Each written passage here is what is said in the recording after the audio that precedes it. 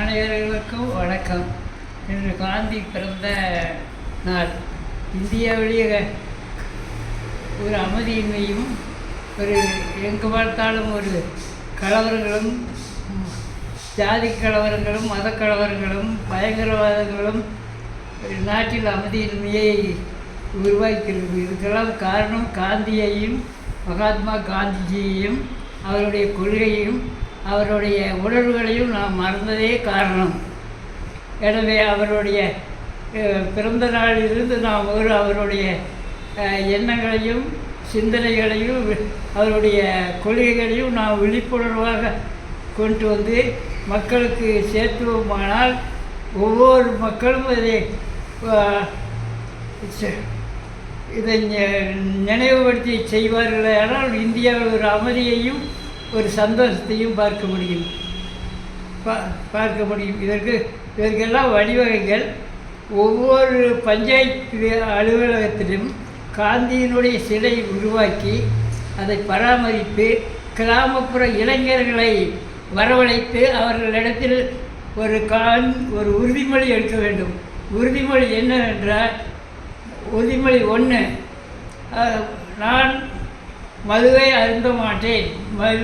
நான் பொய் உண்மையை தவிர வேறு எதுவும் பேச மாட்டேன். 2வது உறுதிமொழி, மது போதைப் பொருளை உண்ண மாட்டேன்.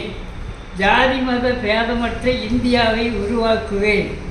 எளிய உடை, எளிய உணவு, இனிமையான வார்த்தைகளை பயன்படுத்துவேன் என்று அவர்களிடத்தில் உறுதிமொழி உருவாக்குவோமானால் ஒரு சிறந்த இளைஞர்களை உருவாக்க முடியும்.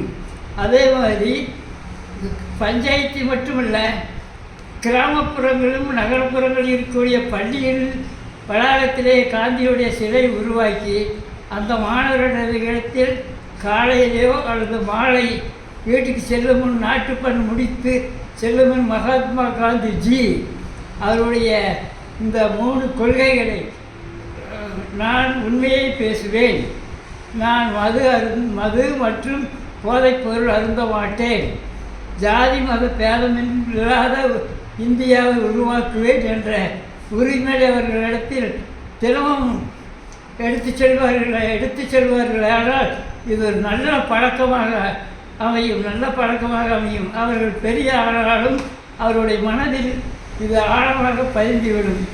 பள்ளியில் மட்டும் இல்லாமல் கல்லூரி வளாகத்திலும் காந்தி சிலை உருவாக்கி இந்த 3 உறுதிமொழி அவர்கள் எடுப்பார்கள். ஆனால் கல்லூரி மாணவர்களும் மாணவிகளும் ஒரு சிறந்த மாணவர்களாக, நாட்டுப்பற்றுடைய மாணவர்களாக உருவாக்குறது ஒரு வழிவகுத்து ஒரு நல்ல ஒரு வாய்ப்பாக அமையும் என்று உங்களிடத்தில் நான் உறுதியாக கூறுகிறேன். இதை நாம் கட்டாயமாக அனைவரும் இன்று முதல் காந்தி பிறந்த நாள் இன்று 2ஆம் தேதி முதல் நம் ஆயுளுக்கும் இதை நாம் கடைப்பிடிப்போமானால் சிறந்த இந்தியாவை, அமைதியான இந்தியாவை, சந்தோஷமான இந்தியாவை உருவாக்க முடியும் என்பதை நான் உறுதி கூறுகிறேன். நன்றி.